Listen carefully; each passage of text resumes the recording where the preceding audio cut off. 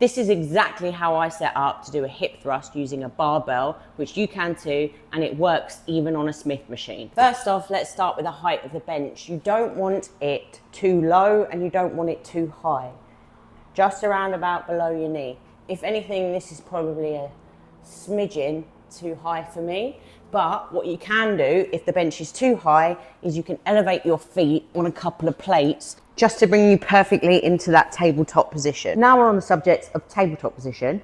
You want to make sure that your shins are vertical, not too far out and not too far in, stacked directly underneath your knees. Now, for the love of God, when you're about to do your set, do not get yourself into position using your forearms, your elbows and your shoulders to hoist yourself up into that tabletop position with the bar on your hips. Instead, what you want to do is make sure you're set up, your feet are in the right position, scoot the bench so it's just sitting underneath your shoulder blades there. That's going to be your pivot point in a moment. What you want to do then is hold onto the bar and thrust it up. Okay, so now we've got the setup right, let's get into the technique.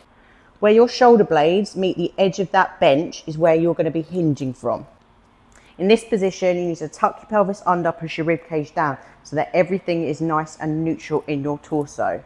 From there, you're hinging off the bench and coming up. Hinge and up. You're not staying on that bench and just scooping that bar.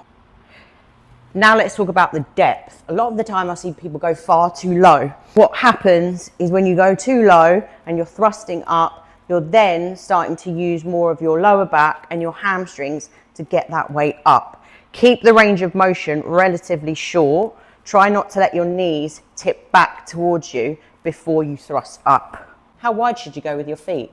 And how wide should you go with your feet, I hear you ask? Hip width. You can keep relatively straight on, or you can just turn your toes out slightly.